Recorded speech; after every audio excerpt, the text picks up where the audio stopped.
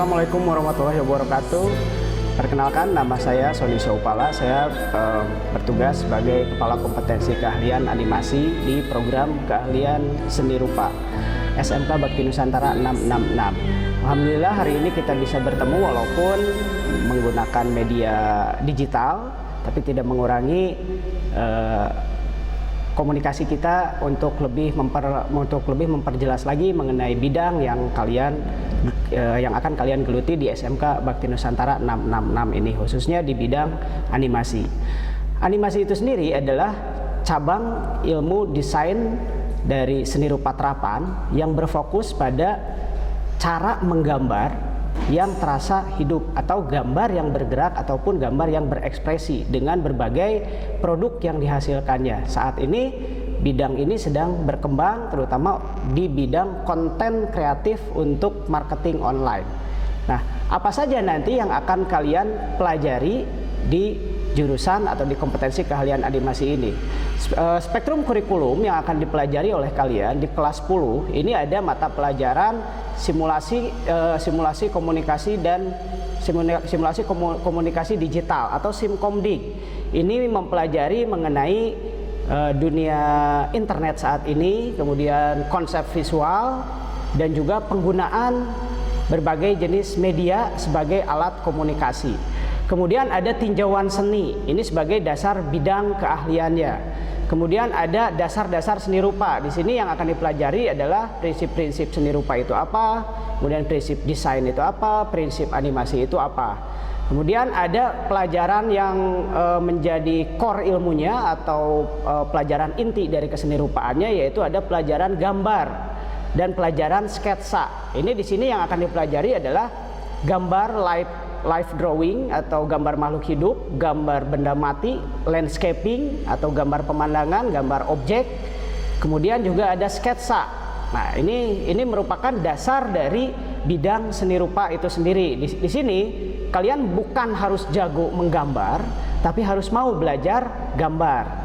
Nah, itu yang pelajaran yang core ilmunya. Kemudian ada dasar-dasar kreativitas. Nah, di sini di pelajaran dasar kreativitas ini merupakan pelajaran di mana kalian bisa mengeksplorasi kreasi dari kreativitas diri kita sendiri, potensi kreasi yang ada di diri kita sendiri. Ini merupakan pelajaran yang bisa menggabungkan produk dari beberapa pelajaran lain di kelas 10. Nah, kemudian nanti di kelas 11 ini sudah masuk ke pelajaran bidang jurusannya atau kompetensi keahliannya.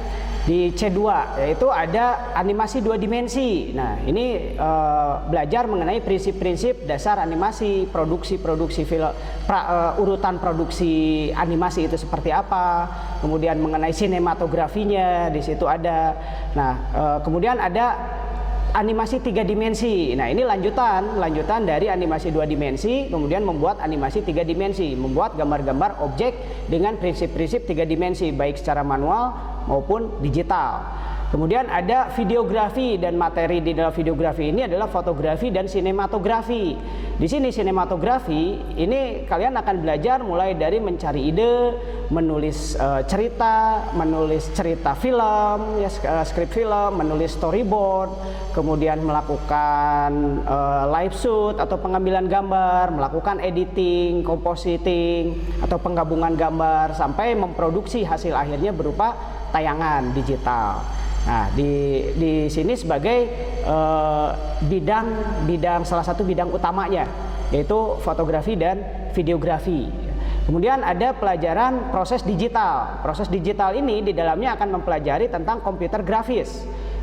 Beberapa aplikasi yang dipelajarinya di sini ada Adobe Photoshop, Adobe After Effects, Adobe Premiere, kemudian ada seri Corel, ya, kemudian ada beberapa aplikasi kecil lain yang bisa dipelajari secara independen juga untuk proses digital ini. Kemudian juga diajarkan bagaimana proses melakukan scanning gambar dari gambar manual menjadi gambar digital, kemudian pewarnaan secara digital. Kalau kelas 10 pewarnaannya secara manual, kelas 11 ini sudah mulai melakukan pewarnaan secara digital. Kemudian ada pelajaran produk kreatif dan kewirausahaan. Nah, di sini kalian akan dilatih untuk membuat satu produk yang bisa menghasilkan atau punya nilai jual yang merupakan aplikasi atau terapan dari pelajaran-pelajaran yang lainnya. Contohnya pelajaran gambar. Kalian menggambar, misalkan menggambar satu karakter, gambar karakter manusia, karakter hewan gitu ya, yang ikonik seperti maskot, logo. Nah, kemudian si produk ini bagaimana untuk menjadi uang, itu salah satunya dari gambar-gambar yang kalian buat itu bisa ditempelkan di kaos, mug atau pin yang kemudian itu dijual gitu ya. Nah, di sini di produk kreatif dan kewirausahaan itu. Kalau kelas 11 ini lebih diarahkan pada produk cetak. Jadi dari kemampuan gambar, dari hasil gambar yang sudah dibuat itu kemudian dibuat menjadi merchandising. Nah, kalau istilah kerennya gitu ya, merchandising. Ini banyak sekali kan tekniknya, juga ada teknik yang manual, ada teknik printing digital gitu kan. Nah, kemudian untuk di kelas 12 ini pelajarannya masih banyak yang sama, tetapi produknya ini yang berbeda. Di kelas 11 animasi 2 dimensinya masih ada, kemudian animasi 3 dimensinya masih ada, proses digitalnya juga masih ada, PKK-nya juga masih ada, tapi arahannya lain.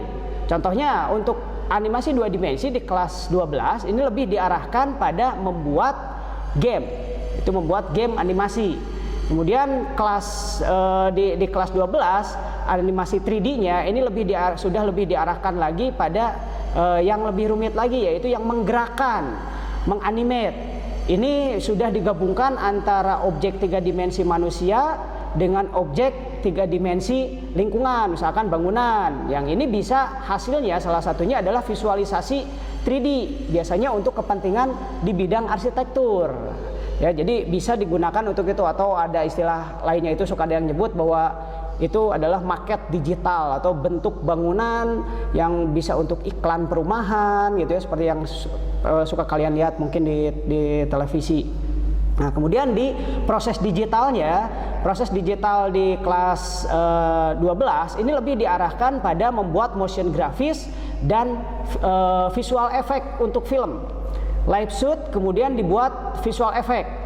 Nah, ini bisa untuk iklan atau film pendek gitu ya, untuk membuat visual effect-nya. Visual effect ini bisa berupa suara, bisa berupa gambar tambahan, bisa berupa hanya teks saja yang dimasukkan. Nah, ini di kelas 3 itu ada membuat produk yang seperti itu di proses digitalnya. Kemudian di PKK-nya ini lebih diarahkan juga pada produk digital juga. Jadi kalau tadi masih yang lainnya itu masih berupa latihan pelajaran, kalau di PKK-nya ini kalian bisa sudah membuat produknya itu yang punya nilai jual. Contohnya kita membantu mau teman atau saudara ya, atau tetangga kalian misalkan yang punya usaha, kemudian kita buat konten kreatifnya untuk marketing online di media sosial menggunakan gaya gambar 2 dimensi, gaya gambar 3 dimensi, itu bebas. Nah, ini diarahkan di kelas 12 ya, di pelajaran PKK-nya.